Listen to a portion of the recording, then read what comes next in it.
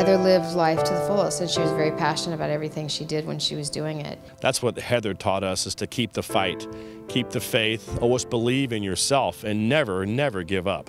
She had such charisma. When she played golf, it was like a whole new world for everyone to watch her. She just made people around her feel good. She gave back. She was a giver. Heather Farr was a giver. Heather was one of the true icons of the AJGA that truly defined the early days of the organization. Her legacy will be class, courage, and spirit. Heather and I started playing golf at a very young age. She just had an affinity for it and pretty quickly had some success. Having the same instructor, I got to see Heather a lot hit balls and all that. And I knew right away, even at a young age, that Heather was very different from everyone. Not just the ways that she conducted herself and handled herself, but the way she hit golf balls and her determination was just something that was unbelievable. The one thing I will always remember watching Heather play on the tour is how her mannerisms. She always walked very authoritative. She walked straight up. Her head was high. You never could tell how Heather was playing. If you walked to her in the middle of a round, you didn't know if she was 2 under, 2 over, 5 under, or how she was playing, because she had the same look and used the same charisma all the time. And you don't see that in golf as much anymore. And I guess that, to me, is the one thing I remember the most about Heather, is how not only how great of a player she was on tour, but how she handled herself, the way she walked out there, and then how she kept her head high all the time. When she was 12, she won her first state amateur title, a women's championship, and kind of took everybody by surprise and was beating players that were 7, 8 years older than her. Good players at Arizona State. She went on to, she played in her first LPGA tournament when she was 14. She was low amateur at the US Open when she was 16, and I think finished 11th in the Open.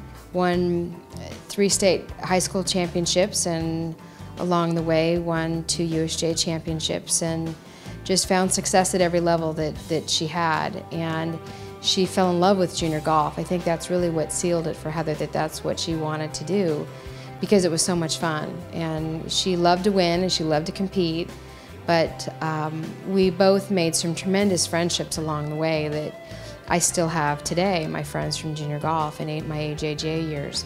We played junior golf together in the late 80s before we all turned professional, and she was extremely bright. I mean, she was the whole package, which was really kind of funny, because she was this little tiny 5'1", and you just couldn't believe she had all this energy and this enthusiasm for life and for people she met and wanted to help. She was involved in every project. She was extremely fun-loving. She hung around the guys as much as she hung around with the girls. She just had an infectious personality. She was so together.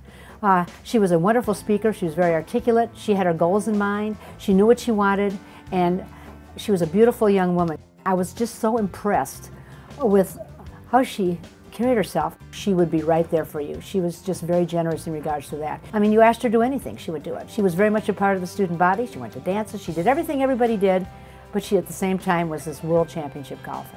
She just had an aura about her as a player. I don't know who to compare her to in this day, but she just seemed to have it all together as a junior golfer. The way she dressed, the way she carried herself, it was amazing. And that's what really first attracted me to the AJGA, because these kids were just so impressive, and she was certainly one of them.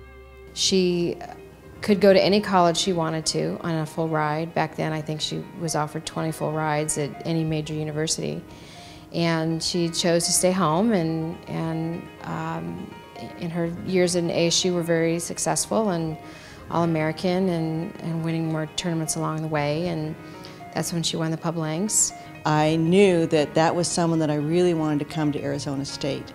And I knew that if she came to Arizona State, that it would be a huge, huge hit for our program because of all the qualities that Heather had with her. Just being able to see every single day her work ethic, how she practiced, how she played, how she interacted with the other players. She was very involved when she was a player on the team here. She was very interested in who we were going to recruit. She was a very social, fun person, and she wanted to make sure that I was recruiting the right players. We won several conference championships when she was on the team. We also always would finish in the top 10 at nationals. She was instrumental in that. Again, we were kind of rebuilding the program, or just really starting the tradition of the program. She was a huge part of that. This small person who was 5'1" could take anybody on, and she was in a hurry to get to the tour, and nobody could really understand why, but it just was her destiny. And so she graduated from Xavier College Prep in 3 years, and then went to college early and only stayed 3 years because she decided she was ready to turn pro. And after 4 years of playing the tour and loving it, and each year having more success and being one of the strong young players on tour, she was struck with breast cancer at 24 and was told that, you know, 24-year-olds don't get breast cancer. And so unfortunately there was some time that was passed before she was diagnosed, which cost her valuable time in her life. She fought for 4 years. She did ungodly treatments and everything in between to try to fight, to beat breast cancer. And time again, no matter what she did, it kept coming back, and it took her at the age of 28 after bone marrow transplants and chemo and radiation of all kinds, and she tried, and she faced cancer with the same determination that she faced her career, and with courage and dignity. And I think that's why she continued to have so many people follow her story, because she did it without a why me thought. She did it as, okay, this is what I have to endure, and I'm gonna beat it.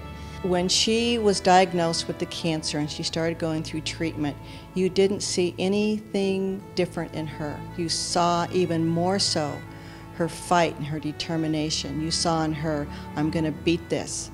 I'm going to beat this.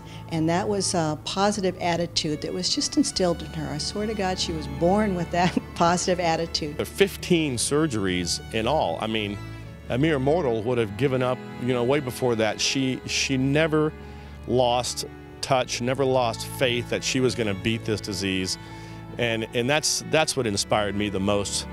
She dealt with it so courageously, and I remember several times when she was ill, she still came out to talk to the kids. I always liked to have her come and talk to the girls about what LPGA was like, what college life was like.